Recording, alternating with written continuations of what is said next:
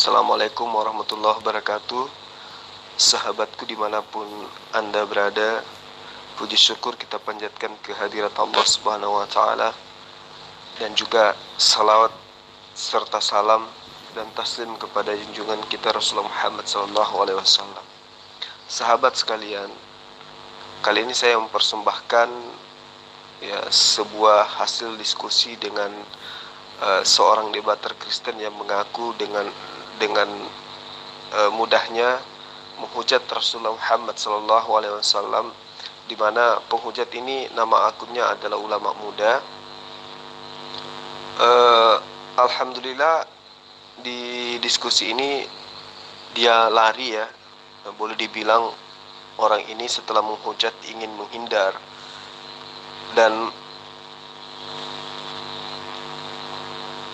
saya melihat orang ini memang sudah terdidik untuk menghina, menghujat dan mencaci maki. Tapi alhamdulillah berkat ilmu yang kita dapatkan dari Al-Quran, bagaimana menghadapi mereka, ya dengan sendirinya penghujatnya kabur. Mungkin supaya lebih jelasnya ya para sahabat, kita simak aja isi daripada diskusi kami. Saya akhiri. Assalamualaikum warahmatullahi wabarakatuh. Kata Pak Paul Zhang gitu, Astagfirullahaladzim Muhammad Sabul. Coba kamu tunjukkan satu agama di muka bumi ini yang sembahannya cabul di atas tiang listrik. Ada nggak? Pak Lepot, udah lakuin nggak itu apa namanya, sapu lantai? Udah nggak?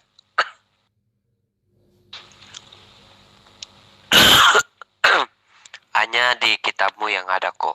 Itu Allahmu lagi punya anak, bercabul lagi dia. Apalagi Muhammad, janda aja dipungutnya. Jangankan janda, bocah aja dikawini. Waduh, ini benar-benar Nabil cabul ya, menurut Pak Paul Zhang. Tidak, yang saya tanya itu, ada nggak agama di muka bumi ini yang Tuhannya cabul di atas tiang palang, telanjang gitu, telanjang Tuhannya kayak apa? Pernah lihat sate kan? Nah, ada nggak agama di atas bumi ini yang Tuhannya kayak gitu modelnya?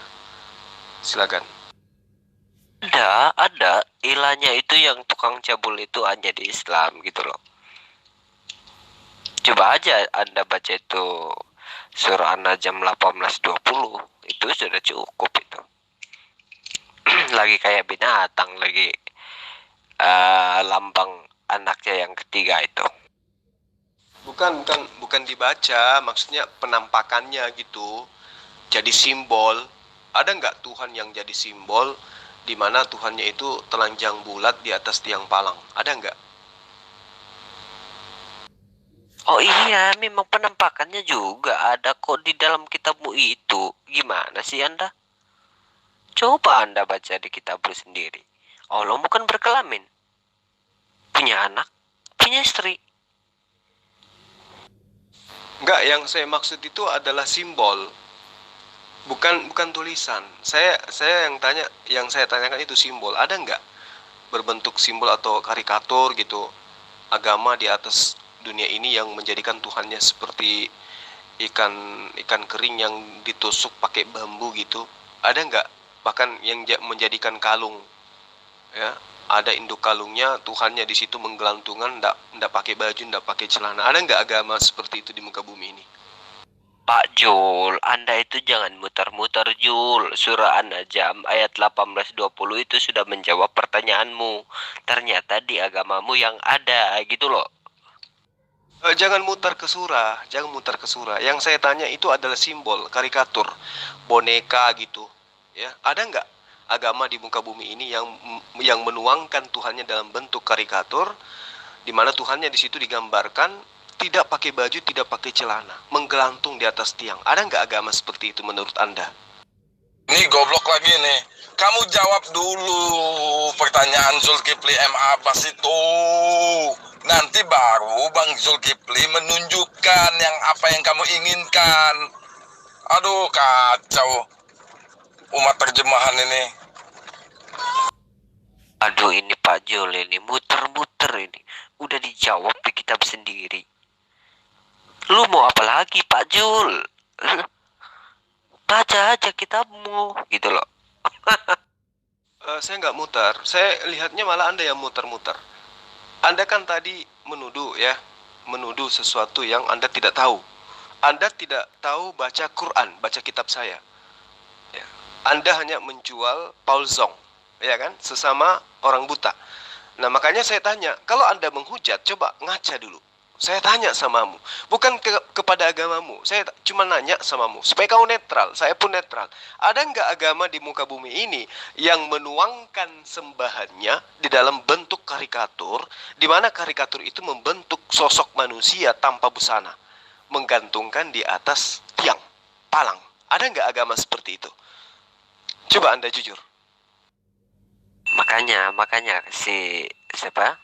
Pak Paul Zhang itu kalau syahadat asyhadu alla Muhammad cabul. beda kalau gua gitu loh.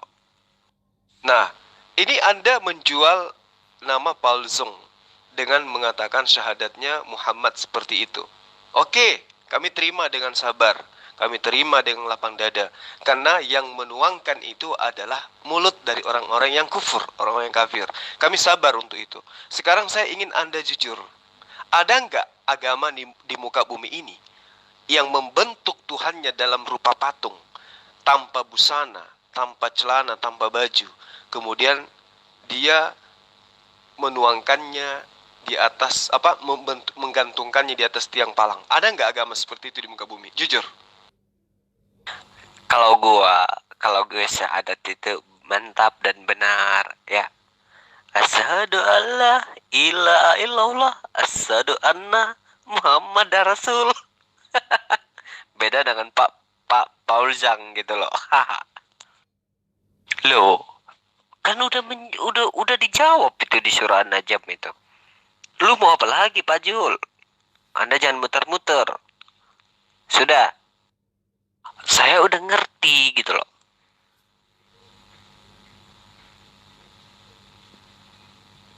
Nah, gambarannya kayak gitu. Yang ada di surah An-Najm 18:20 itu. Gitu loh.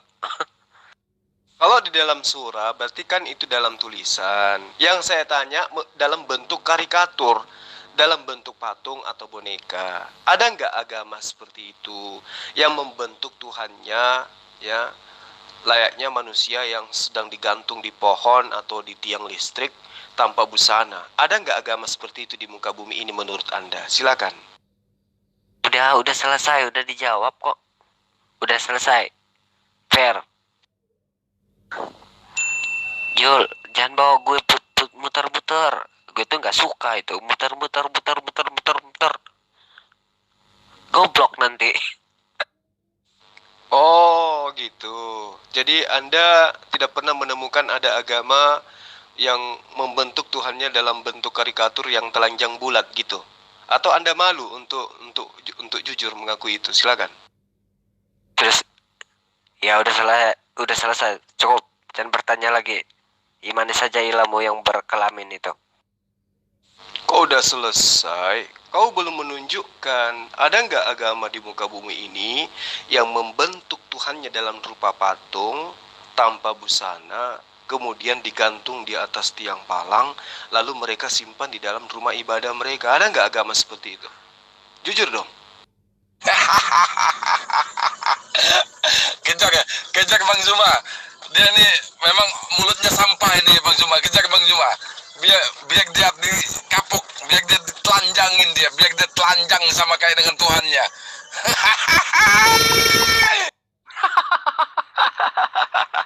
Tidak ada men. Kamu ini kamu itu yang punya ya maaf ya, saya harus bilang cakar kuda begitu ya. Saya minta maaf karena kamu yang menghujat ya. Saya lagi menghujat dan saya mau jelaskan kepada kamu ya, tapi jangan kamu sampai tidak bisa tidur lagi. Oke. Ya udah selesai. Ilah kalian tuh mempunyai kelamin. Udah cukup. Jangan kayak gitu dong. Jangan kabur. Saya tidak menghujat kan. Kamu yang memulai menghujat, iya kan? Nah, sekarang kenapa kamu menghindar dari pertanyaan saya? Kamu malu. Kamu malu. Nah, kalau kamu malu berarti kamu harus sadar gitu loh, bahwa sehina-hinanya agama lain di luar daripada keyakinanmu, kamu harus akui bahwa imanmu itu jauh lebih hina gitu. Sehina-hina Rasulullah Muhammad SAW di matamu, tengoklah imanmu sekarang. Apakah benar ya ketika apakah benar menurut orang lain imanmu itu di mana kau membentuk Tuhanmu dalam bentuk karikatur cabul, tidak ada baju, tidak ada celana, terus kamu simpan di atas tiang salib, lalu kamu duduk berdoa di depannya? Apakah itu bukan sesuatu yang sangat hina di mata umat lain? Maka orang beragama itu harus menggunakan akal sehat sebelum kau menghina dan menghujat agama orang lain. Ya, jadikan ini sebagai pelajaran buat kamu, bahwa sehina-hinanya agama lain di pandangan kamu, agamamu jauh lebih hina di mata orang lain. Ngerti enggak? Ngerti enggak? Ya, jadi lain kali kamu jangan lagi mengulang seperti ini ya. Karena tidak ada agama di muka bumi ini yang lebih hina daripada agama yang membentuk Tuhannya dalam rupa manusia laki-laki telanjang bulat, ya, lalu kemudian dijemur di atas tiang salib. Ngerti kamu? Udah selesai. Baca baik-baik surah Najm 18:20. Oke, selesai. Kamu perintahkan orang lain baca surah. Kamu disuruh minta tunjukkan ada nggak agama yang membentuk Tuhannya dalam karikatur telanjang bulat, kamu nggak sanggup. Sekarang begitu kamu sadar, sudah. Ya, jadi lain kali kalau kamu mau berbicara mengenai agama orang lain, apalagi menghina agama orang lain, kudu wajib kamu ngaca dulu, bercermin dulu, lihat agama kamu itu apakah udah benar dengan menyembah Tuhan yang telanjang bulat kayak gitu. Ya, belajar lagi kau nak. Imani aja ilah kalian yang mempunyai kelamin itu. Nah, kamu nuduh orang punya Tuhan berkelamin. Lah, kamu nggak mampu menunjukkan Tuhan siapa yang digantung di tiang salib tanpa busana. Itu Tuhannya siapa yang berbentuk laki-laki tanpa busana? Tuhannya Hindu. Lah, fotonya di atas sudah ada kok. Allah mau berzina, punya anak. Saya tidak sedang membahas foto, ini saya sedang membahas karikatur.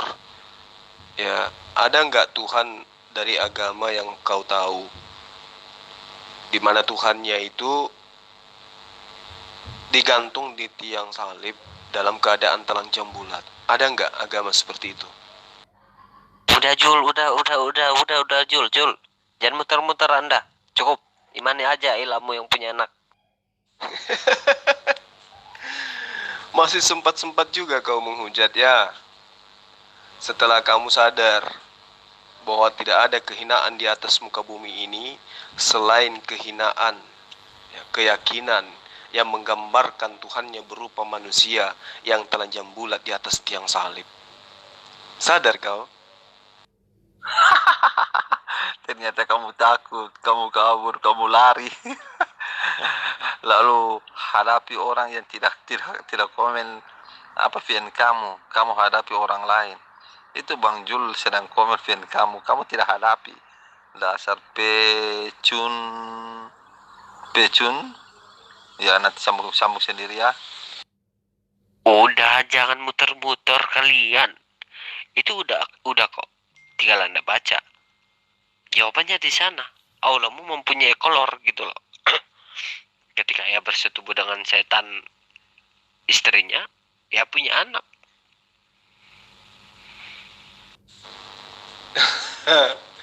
Saya tidak tanya tulisan, saya tanya karikatur. Kenapa kamu menghindar dari itu? Malu ya? Malu punya Tuhan kayak gitu? Ya sudah, bertaubat, berhentilah kau menghujat gitu. Apalagi katakan cabul. Sementara ada patung yang cabul di atas tiang. Ya harusnya kamu malu. Ya mudah-mudahan kamu masih punya malu. Jadi lain kali kamu mikir dulu kalau mau menghujat, oke?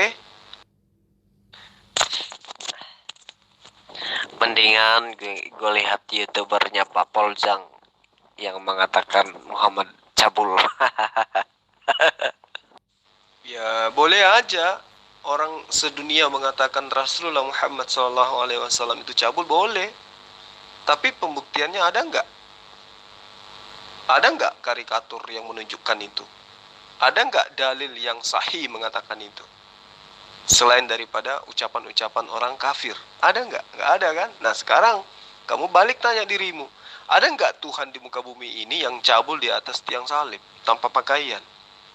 Ya, tanpa celana, tanpa baju. Ada nggak Tuhan seperti itu yang kemudian dibuatkan karikaturnya, dibuatkan bonekanya, dibuatkan patungnya, digantung di tiang salib lagi? Ada nggak Tuhan seperti itu? Kalau ada, Tuhannya siapa tuh? Ya, sadarlah dari situ. Harusnya kamu masih muda, masih punya kesempatan untuk bertaubat, menyembah Tuhan yang cabul. Kemudian kamu masih muda untuk mencari ajaran yang benar itu yang mana. Jangan kau sia-siakan waktumu dengan mengikutkan hawa nafsu yang ada dalam dirimu, menghina sosok yang dimuliakan oleh Tuhanmu, kan gitu. Ya, sadar ya kawan. Ya, itu kan Paujan yang bilang. Tapi buktinya kan yang ada sekarang, yang kita lihat, kamu lihat, ya Tuhan kamu yang cabul begitu.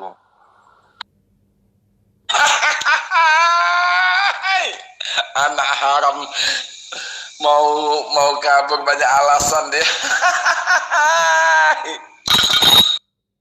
Jadi dia ini Bang Jul ingin mau mengobrak-abrik, ya dianggapnya kayak mana ya? Dianggapnya dia itu sudah menjatuhkan, padahal dia menjatuhkan harga diri Tuhannya sendiri. Lucu ya Bang Jul ya, umat terjemahan ini ya Bang Jul ya. Ya, itulah Bang. Misi kita kan hanya untuk bagaimana mereka ini bisa selamat, ya kan. Terlepas mereka itu menghujat, terlepas mereka itu menghina, ya nganjing-nganjingin kita, ya itu kan yang mereka sebutkan adalah bagian dari tubuh mereka. Kenapa saya katakan seperti itu? Karena orang makan anjing itu tidak mungkin menjadi kotoran semua. Pasti ada saripati anjing itu yang melekat pada tubuh dia. Dengan kata lain, darah yang mengalir di dalam tubuhnya itu pasti ada darah anjing, ada darah babi, ada darah biawak, darah monyet, darah ular, darah singa, darah tikus. Pokoknya apapun yang dimakan oleh manusia, saripatinya itu pasti mengalir di dalam dirinya. Nah, kalau mereka menghina seperti itu akibat daripada binatang-binatang yang ada pada diri mereka itu. Jadi di sisi lain yang ada adalah kasihan.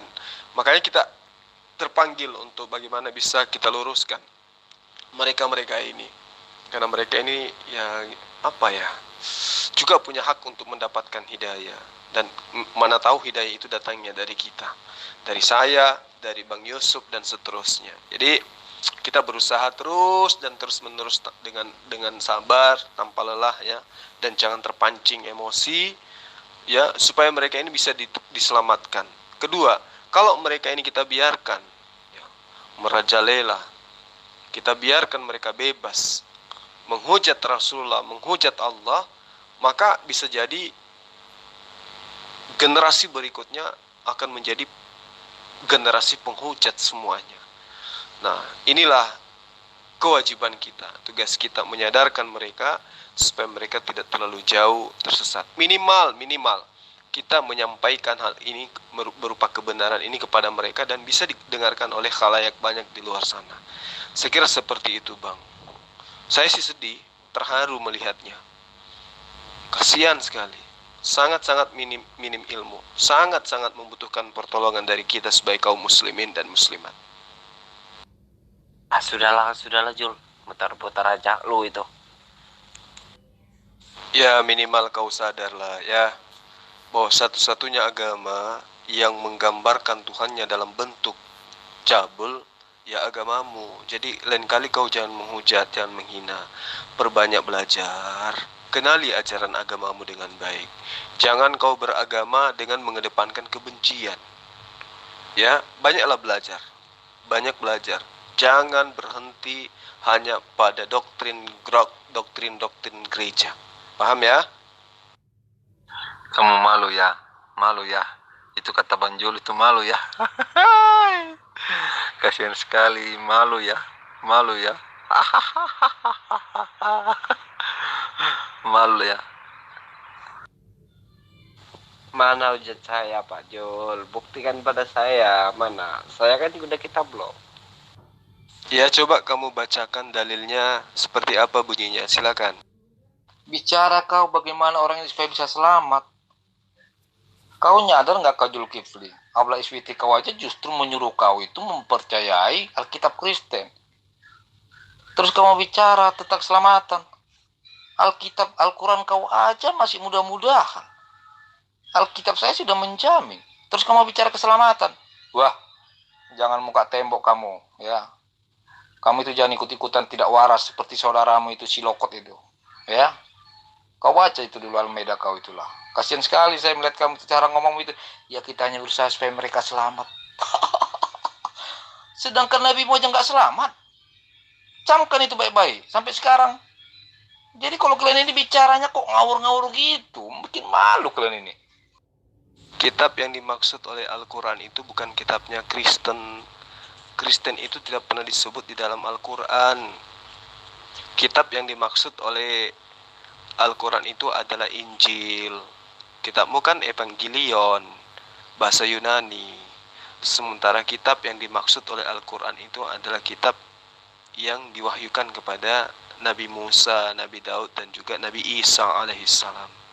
Mengenai konsep keselamatan, nggak ada jaminan keselamatan dari Yesus kepada Kristen, nggak ada. Kalau ada tunjuk dalilnya. Nggak ada. Yesus tidak pernah menjamin Kristen. Ya. Terus kemudian ajaran keselamatan itu ya ajaran Islam yang diajarkan oleh Yesus kepada murid-muridnya itu ya agama Islam. Yesus mengajarkan muridnya syahadat, ya, mengajarkan muridnya sholat, mengajarkan muridnya puasa, mengajarkan muridnya bersunat. Itu yang Yesus ajarkan, Islam yang Yesus ajarkan. Yesus tidak pernah mengajarkan ajaran Kristen. Itu yang perlu kamu pahami. Di mana ayatnya? Nah itu surat An-Najm 18:20. Allahmu berkelamin, menikahi, punya putri, putro Rorowondo. Ya, coba kamu bacakan ayatnya supaya saya paham. Saya tidak memahami Al-Quran lewat terjemahan. Saya memahami Al-Quran dari Al-Quran, original teksnya. Coba kamu bacakan, silakan. Silakan aja Anda baca, Jul. Umur sudah 41 kok. Masih belum baca. Kalau saya udah pasti bisa baca. Nah, kan kamu yang menuduh, ya kan? Nah, sekarang kamu bacakan. Apakah tuduhanmu itu berdasar atau tidak? Saya tunggu.